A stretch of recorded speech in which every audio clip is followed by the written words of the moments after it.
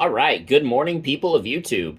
So this time we are back with the deck that I probably would take to Nationals if Bandai decided to have Nationals anywhere other than Los Angeles. This is Blue Flare.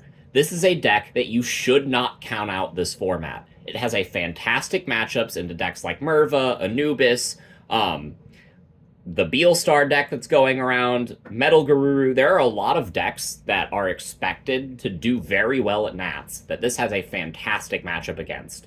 It has good matchups into go wide strategies like Uko and D Brigade, because this Metal Greymon can stun the entire board. You can sometimes just turn two, just win the game off of just really big checks, and that's really fantastic.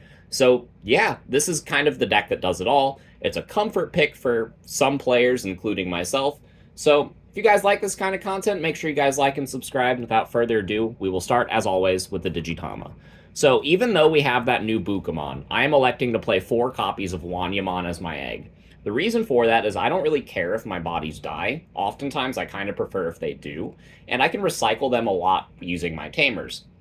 Not only that, but this is a deck that is meant to win the game as fast as possible, so drawing into your combo pieces is pretty mandatory. So I like the 4 copies of the Wanya, and I didn't even want to include the Buka, just because I felt like this egg was so important to the deck. So for the rookies, we are playing 4 copies of the Gaussmon from BT10 and 4 copies of the Gaussmon from EX4, because these are just your best blue flare cards. The Gaussmon from BT10 plays something when it dies, and that's really fantastic. And this Gaussmon can sometimes be a draw 2, or just a gain 2 resources, which is really fantastic in a lot of situations, letting you set up all of your plays. And it's a little bit better than this Dracomon, which is the reason why we're only including 1 of this Draco. So we did want to play 9 blue flare targets to make our Blazing Memory boost as consistent as possible. The 10th rookie I am playing is a single copy of Uko.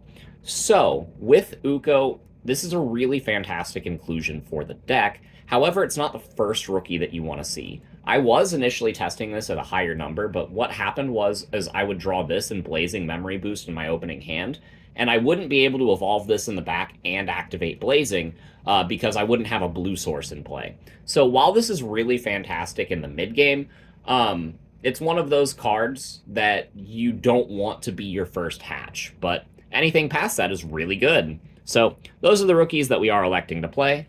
For the level 4s, we are playing 4 copies of the Jamming Male Birdramon. This is really good for this deck.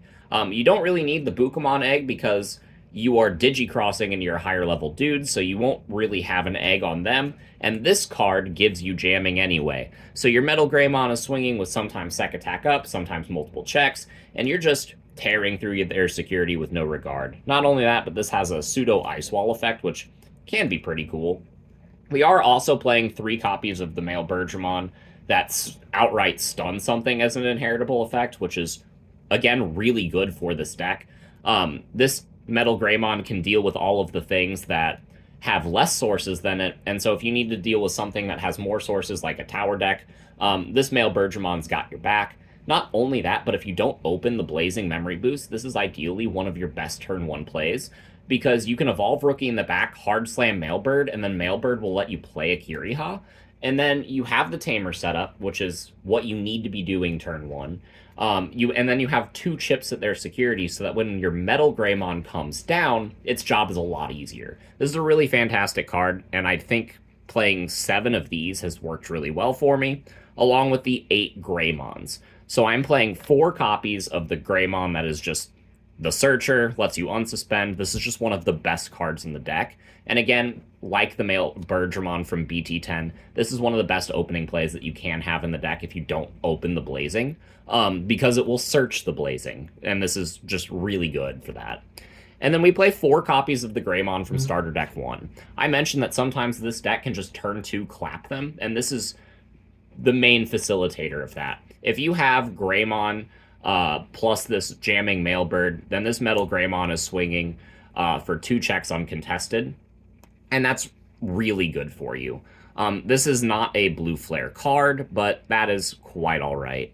The reason we are playing 4 is because we are going to bottom deck a lot of these pieces that aren't blue flare cards off of our blazing. So Greymon was such an important name for the deck that I did want to maximize that value. So we are playing those as our level 4s, and I'm not playing any hybrids. I'm not playing any Zekegreymon.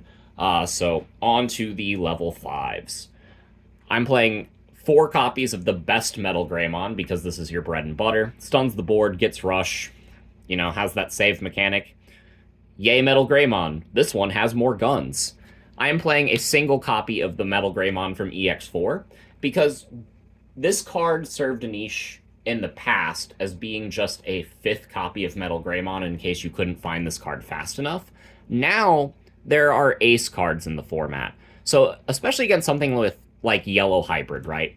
When you drop your metalgreymon play and you're swinging out, if they have like 7 or 8 security, sometimes they will have too many security for you to just outright OTK them, and then it can go back to their turn, and then they can recover a bunch more.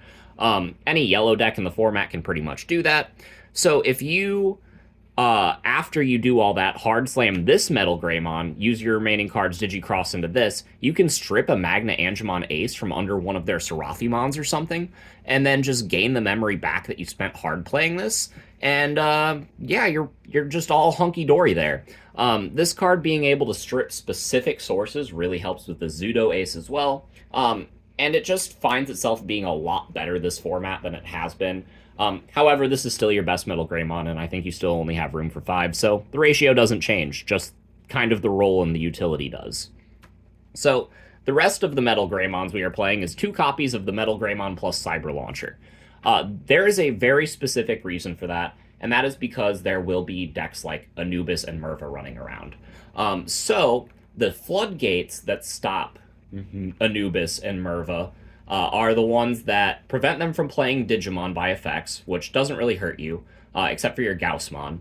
And the ones that say they can't reduce play cost, that will hurt you, because that basically prevents Digi-crossing as a mechanic. So, what do? You use a training, and you evolve one of your level 4s, or a zudomon Ace or something, into this card. For ultra cheap, and then you put that floodgate right on the bottom of their deck, and not only that, but you get to tuck any source that you want underneath this card, which is ultra value. And if you happen to have both of these, then you can tuck one under the other, and then you get to tuck a 3 and a 4 to the bottom of their deck. That's just really good. This card is really good floodgate removal, and it became a lot better whenever we got access to the training boosts.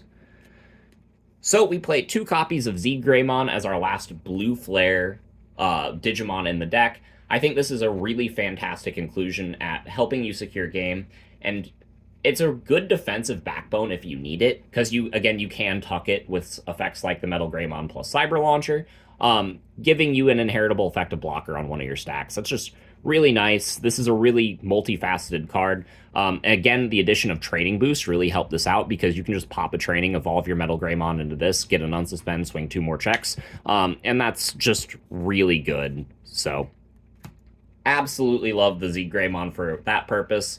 The last Digimon in the deck that we are playing is the Zudomon Ace. So, like I said, your level 4s are really good in this deck, and you will be swinging with Gaussmon sometimes. So, if the Gaussmon lives and they kill it, then you drop a level 4, they might want to swing over it or attack into your security with something else. You can always blast evolve into this. Not only that, but this card helps deal with specific sources in their evolution stack that would trouble your Metalgreymon. Not only that, but it is one of those cards that if you have nothing else to do and you're in kind of an awkward spot, this card will just put you ahead. It is one of those things that helps you deal with problematic board states, and there are just a lot of different uses and applications for this card that I really think it's a good value piece for any deck with a blue base that goes forward. The only question is the ratio, right? You could cut this down to 1, you could even bump this card up to 3. I felt like 2 was kind of the perfect sweet spot. Especially if you do decide to include cards like Dianamon that are coming out in Ex5. I don't know if this deck needs Dianamon. It is something that I am still playtesting, and I have mixed results with it. So I will get back to you in the future on that. But for the moment, that is it for the Digimon that I'm playing in the deck. I'm not playing Death Exmon because I feel like I can stun enough bodies and swing out for game. And I feel like that this deck only needs gas, because any problem that exists on your opponent's board, this deck's main engine has a temporary solution for, and you only need a temporary solution for any problem if you are immediately winning the game. So that is my logic there with the Digimon, and that's kind of why I'm having mixed results with the Dianamon. I really feel comfortable with this package, and I feel like that this is a deck that verbatim could get like top 4 plus at Nationals. So moving right along to the Tamers and options, we are playing 4 copies of the best card that was added to this deck, the Kiriha and Nene Dual Tamer. This card is especially fantastic because it's the best Kiriha that exists in the game, and all of your cards play Kiriha. But with the amount of Tamer destruction that does exist in this game currently, having ways to recur resources from your trash is really good. Not only that, but the condition to gain memory off of this effect is very easy to fulfill and can oftentimes lead you to your starting your turn with enough memory to drop a Zudo Ace to bounce a Floodgate and then metalgreymon. It's a really fantastic card, and I highly recommend you play 4 because this is the Tamer that you want to see early.